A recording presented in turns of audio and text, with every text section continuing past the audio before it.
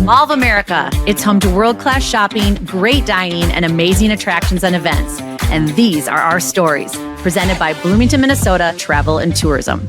Hello, fans of Mall of America. This is your episode of So Much More. I am Jill Renzel, your host for today's podcast, joined by Dan Jasper. Hello, Dan. Hey, Jill. I'm excited. We are excited. It is spring. We have beautiful colors in the mall. We're going to tell you all about it because we have Artful Arches. It is a beautiful new art installation here at Mall of America that everyone you can come and see for free. Just enjoy it because we are joined by the two artists that made this come together. And this is at the North Atrium. It is designed to spark creativity, connection, and exploration.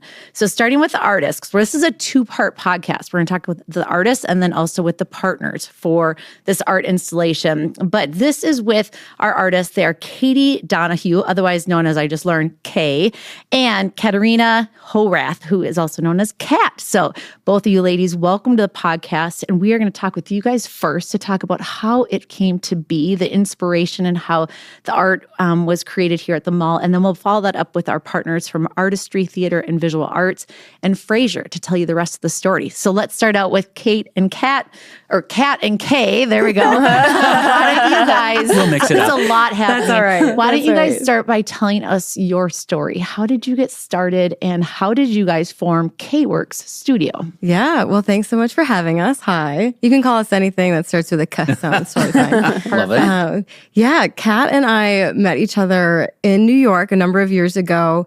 And the funny thing is, she was supposed to be touring me at the current school she was at. She was at Syracuse, and I was looking to go to a postgrad. And the funniest thing is that she did a really horrible job of talking about the school at all. I have never done this before. I don't know why I was asked to give this person a tour. So we didn't talk about the school at all, but we talked about her body of work, her creative work, what she was interested in, and we just got along so well. I went away to a different school, and fast forward, after we both finished our architecture and her art program, we found ourselves in Manhattan working for companies. And I don't remember if I called her or she calls me. It's No. I definitely reached out to you because Katie is very prepared. And when we first met, she gave me a business card. I was like, who is this student who has a business card? So I remember looking, it was a great business card. So after having met Katie and received a business card, I made a business card. But so you made the first move afterward. I made the first move. Yeah. You impressed me. Yeah. So the thing is, we started, a number of years later, we were working for different firms, and we met up for brunch or something like that. And we just got talking about creative ideas and work. And we started working on our own small creative projects, even though we were working for firms, and we literally never stopped. It's been almost 10 years, and we started working on projects. Kat was going for her green card. She was preparing her portfolio. I was just interested in making stuff and finding a competition that gave me an excuse to have a deadline to actually get this thing out of my brain. And we never stopped making stuff. And eventually we started our own company and formed K-Works Studio. And now we do everything from art to architecture and everything in between, I guess. I think it has been longer. I think we met almost 12, 14 years ago. You're right, 2014. And we founded K-Works Studio 10 years ago. Yeah. So K-Works Studio is almost a decade old. You met in New York, but you're not based there. You're intercontinental, correct? Yeah. We are. Where are you at? Yeah, so after graduating from our master degrees, we both moved to New York, where we then worked for various big companies and learned the trade and worked really hard and did all the New York City life we always meant to be. And then, when we started our company, Katie moved back to Colorado, Denver, and I eventually moved back to Europe, where I grew up, and now live in London. So we are international. I will say there was a moment we had this very heartfelt, tearful, conversation that hey, as K-Works, is our company going to fall apart? Can we really do this, across the ocean? And it's a really big time difference. 7 hours is tricky. And so we're this may or may not last. We'll always be best buds and soul sisters now. But we don't know if we can run a company. Oh, it is the best thing ever. Are you kidding me? We just, we use our phones like walkie-talkies. We kind of live in a digital Zoom world back and forth. We kind of forget sometimes we're not next to each other, try to see each other as much as possible. But so now we get to do work, in and around Colorado, still in New York, all over Europe, wherever cool projects will take us, like Minnesota. Yeah. I will say, the projects also, we have always had international projects. So it wasn't like our projects were always centralized in New York where we had founded the company. So it wasn't purely a move because we wanted to be in the various places. It was definitely also driven a little bit with work. Obviously, in Europe, it wasn't quite established, but we made it work. I feel like once we were the furthest apart we had ever been, I think we communicate a lot more all the time in WhatsApp and Snapchat and like Instagram, like all the time. And I think, I don't know how it's possible, but I think our connection has even gotten more and stronger the further we're apart. Yeah, it's been a lot of fun. I love it. Well, art comes in so many different forms. Curious of your expertise and which media do you lean in towards for your expression of art?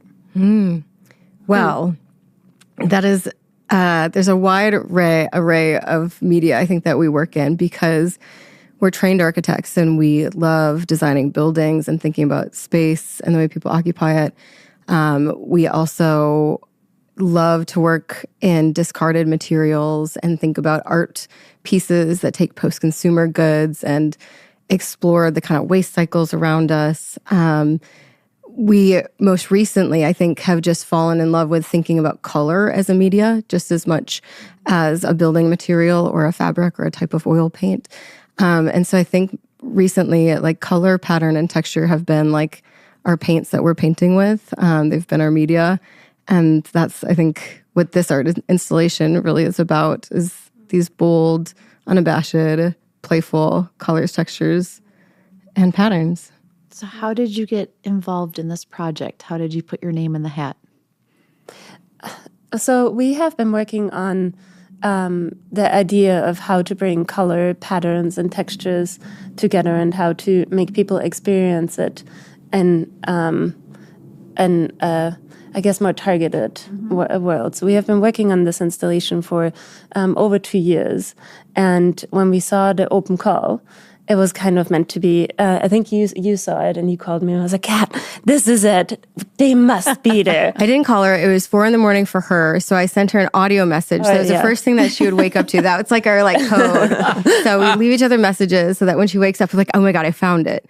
We kind of work a little bit backward. Instead of like finding an art call and then responding to it, we kind of come up with these ideas in our mind's eye that we toy around with, that we want to see built in the world. And we come up with these things and these ideas, and then we, in reverse, find somebody who wants it. And so we had actually been prototyping this and thinking about this, and we've done like 3 versions that we drew through and started building it. And so when we saw the call from the Mall of America, from Fraser, from Artistry, we were like, this is an omen. This is a place that's been meant, it's meant to go to. So it's something that we've been toying with because we wanted to create a place that felt welcoming, inviting, unabashedly joyful, and supersizing these colors, patterns, textures.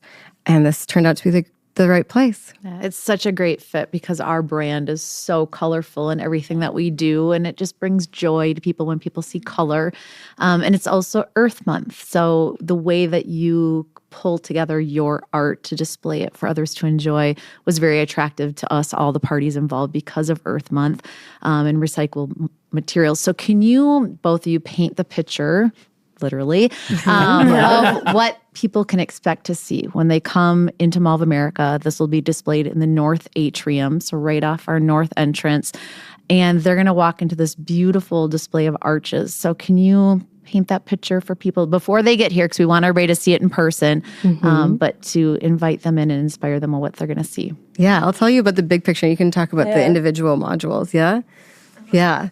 So this art installation, when you walk in, you're going to see it, is a gathering of various pieces. So we wanted to create separate modules that could move and flex and change and be rearranged and respond to a local community and the right way that they wanted to come together. So you'll see this great big gathering of these supersized arches, and you will see the deployment of all sorts of colors and graphics. You're going to see things on the floors. You're going to see things up above.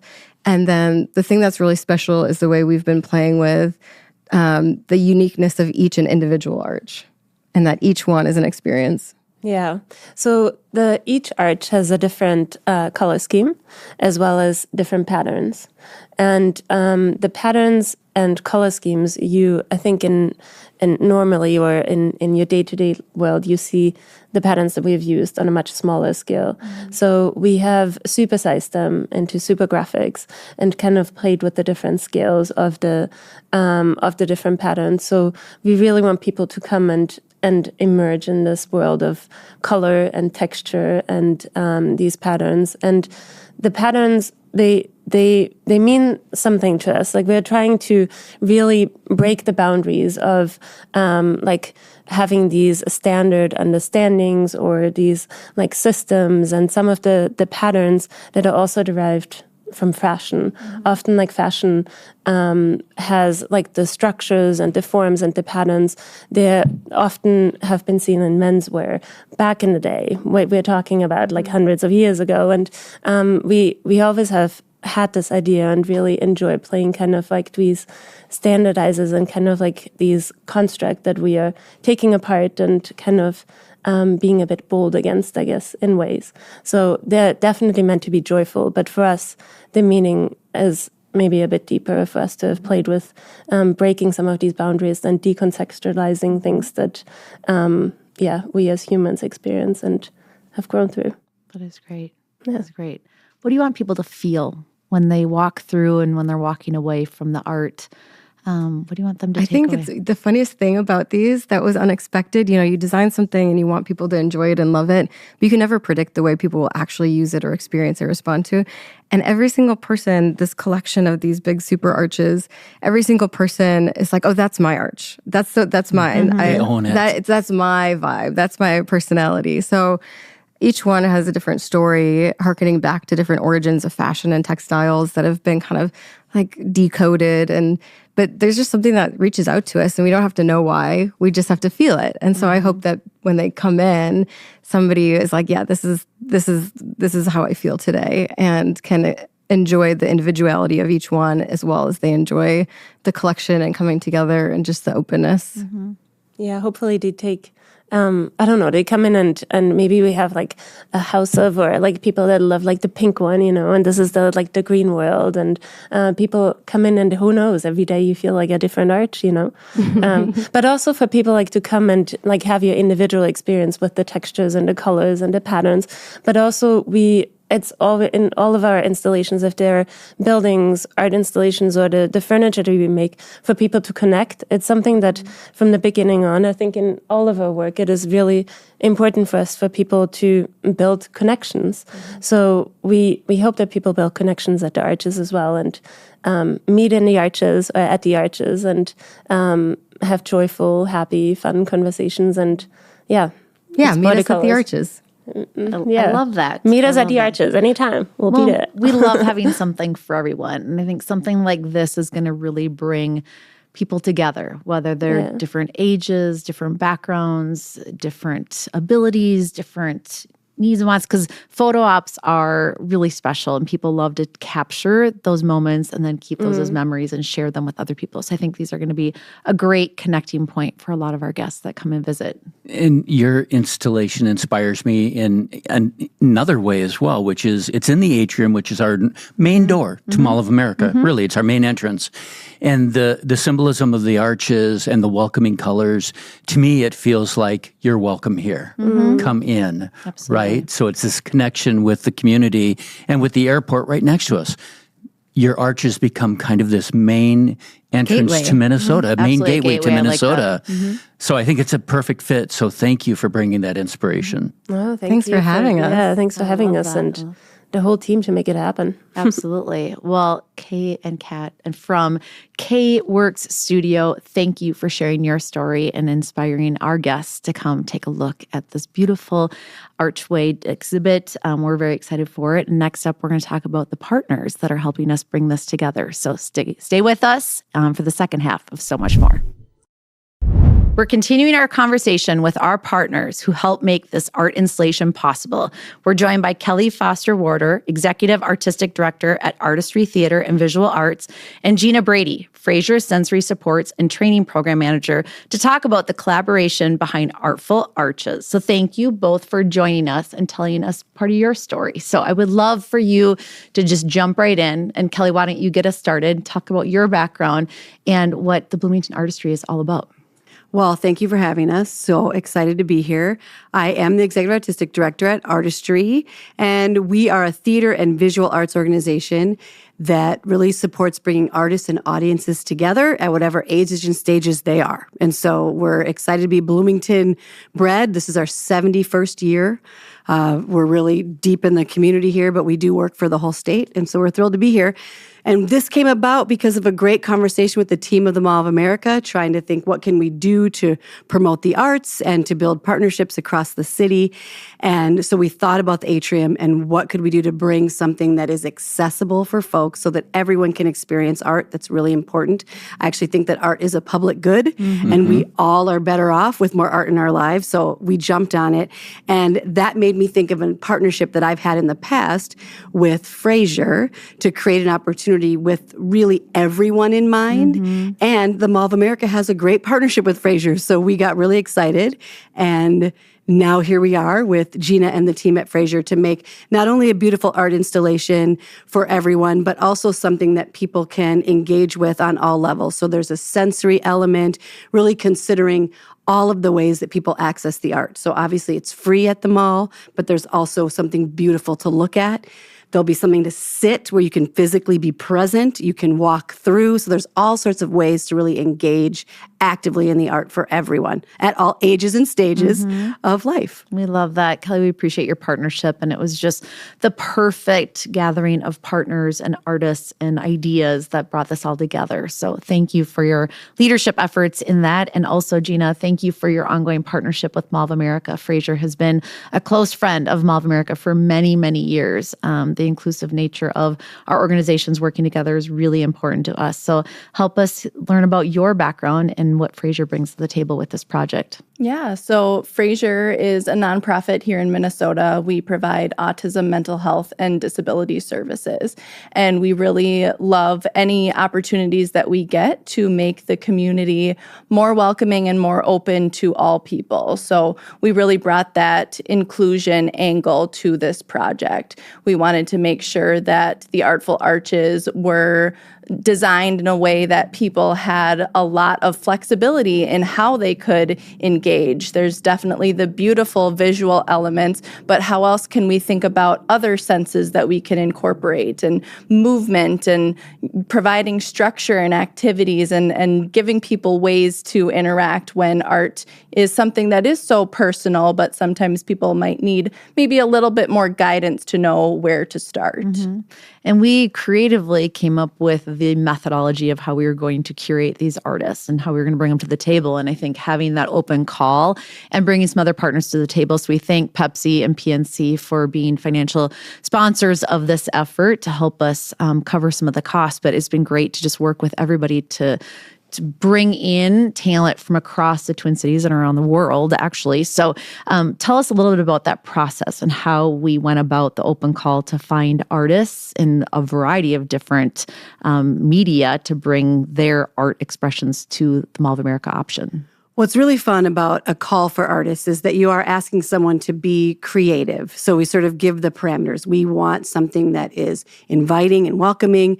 We want it to be inclusive and consider sensory elements. Something that is important to our partners is sustainability, as well as how do we reach all ages and engage with them. And so it was fun to sit with the full team, Pepsi, PNC, and the three of us to create this call, but to leave enough room for the creativity of artists to come. And so we got quite a few submissions. It was really exciting. And we narrowed them down. It was over, maybe it was like 30, 35 submissions from all over the world. And then we narrowed them down to 10 that felt feasible and felt like they met the criteria the best. And then we all got in a room together and we talked about it. What do we love about this? What do we love about that? And what's exciting is that having the diversity of ideas and voices around the table, there was something really beautiful about all of them. And at the same time, I would say we really sort of gravitated towards some specific ones that felt like they really met all of the Yeah, it needs. really seemed like there were a couple that we kept coming back to. And, then it was thinking through all the logistics of getting it installed. And I think we learned a lot about fire codes at Mall of America and the rules So and things much. like that. So there were just so many different perspectives that came together to make this thoughtful choice so that it was something that could really serve the whole community. What I find amazing is we have the two artists that came together and created this amazing piece for us, which people will love the moment they see that. They'll fall in love.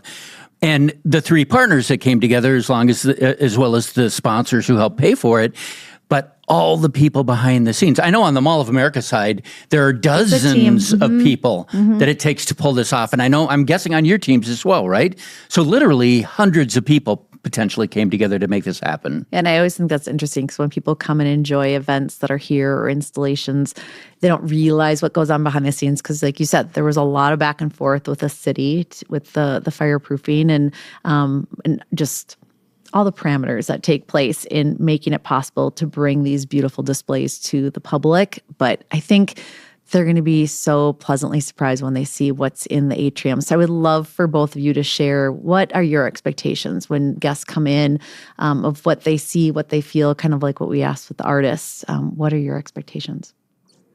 Yeah, I love the idea of people being kind of drawn to maybe one specific arch, or, maybe it's one of their senses that's speaking to them and they want to see or touch something, and it's really just, pulling them. It's almost a magnet, getting them to experience it in the way that is most meaningful to them. So this really personalized, individualized experience and connection with the art. And I think it is such an opportunity for connection as well, for conversation, for people to just take a pause and take it in and experience something new and exciting and beautiful and unusual, and, just welcoming everyone to be able to have that experience. Something I love about these pieces, I love the artists. You already got a taste. They are joyful and bright and colorful and so very smart. There are deep levels here. So if you're an art lover, hit the QR codes and learn about that history. You're going to love it. And if art is something that's new and you're like, I know what I like, you're going to love it too. Like, I feel like there's a depth here that's really special. But I really hope that people will come in. Something we haven't said specifically is that each arch has its own specific element to it. So it has its colors, but it also has a sensory element, each one. So you get to go ahead and touch the art, which we don't always get to do. And so some will be soft and some will make sound, perhaps, and some will move for you. And so there's a way that you can interact with each arch that I hope speaks to someone or brings someone joy, or perhaps sitting on the bench. I know I'm going to bring my 9-year-old and I'm going to sit on the bench and relax and let him experience the art. And I just think there's something for everyone. And I hope that people will feel what I feel being a part of this community, is proud that we're a community that supports the arts, proud that we're a community that prioritizes inclusion and that believes that everybody should have access to wonderful things, and proud to live in a state like with the Mall of America, right at the middle, where we can do these things. So I really hope people have fun and find peace, but feel really proud and touched by what we've been able to create. I know that is how I feel. We didn't mention the benches prior. We've been talking about the arches. Can you talk a little bit more about the benches? Sure. So when we're thinking about creating a welcoming space, so the arches that you want to walk through and become a part of and be in the middle, how can you then really experience the art in that way? And so there's this opportunity. The artists, Kay and Kat, actually designed benches. So one of the many things they do is design furniture. So they designed specific benches that we had an amazing carpenter from here named Austin that built for us, that folks can come in, sit down, and just look around and experience it. So you can stand, you can touch, you can play, you can sit, you can move, you can roll. There's all sorts of ways to experience the art. I love the idea of this, and I'll be here a lot. I have a feeling I'll be hanging out a lot. So you can meet me at the Arches. I will be there for sure. I love that. As a partner in this effort, what does success look like when you walk away at the end of July? So this is going to be up through July 26th. So friends, you have lots of time this summer to come check them out multiple times. But as we wrap up at the end of July, what will success look like for you? Yeah, I think hearing stories of what it has meant to people in the community so we can hear from them the meaning and the impact of the arches. I think that would be really important. And, we live in a world of social media, and I want to see these arches plastered all over people's social media. And I want it to, get out there and reach people that, maybe didn't even hear about them and they showed up and saw them anyways. And, just really reaching as many people as far as we can, and especially thinking about people of all ages and all abilities. Mm-hmm. How about you for you, Kelli? Well, I live and breathe nonprofit arts stuff, right? We make theater, we have galleries, we do visual arts, and I know that art it enhances our lives, and it's fun. It makes us think. It gives us peace and opportunity to pause. And so everything Gina just said, yes, please. And I think success, honestly, sometimes looks like we did it. A bunch of people came together, odds against us, in a time that's tricky for the arts. And we made something that is accessible and open to literally anyone that wants to access it. That's what I love about it being here at the mall. You can take a bus, you can take a train, you can drive if you're able. There are so many ways, but you can get here and you can be a part of this with us. And I'm just thrilled about that. I'm going to add one other level of success, if that's right. My hope for this is that at least one person, and I know this will happen, hopefully a child sees that and is inspired to say, I can do this. This makes me feel good. I want to be an artist. And I think, having seen the installation, this is going to have the effect on a lot of people, which is inspiration that I can do this. What's really special about our artists is that they are architects and they are artists, and there's no box that they're put in, right? They've chosen a life that's full, and it's a great example to all of us that we're more than just one thing.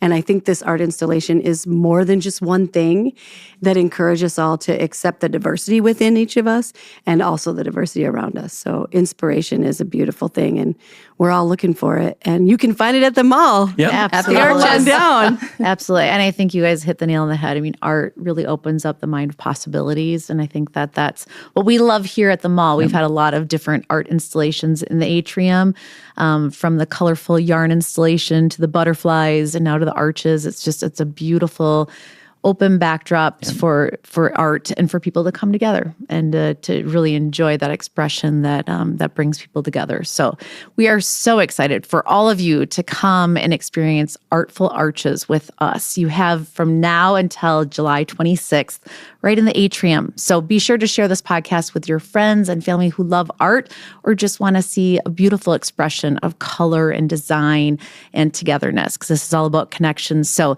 please follow us, rate us, and continue to listen to us on So Much More. We love having you join us, and we'll see you next time, the next episode of So Much More. We'll see you soon. Thanks for listening to So Much More, a Mall of America podcast. Subscribe wherever you find your favorite podcasts. This show is presented by Bloomington, Minnesota Travel and Tourism.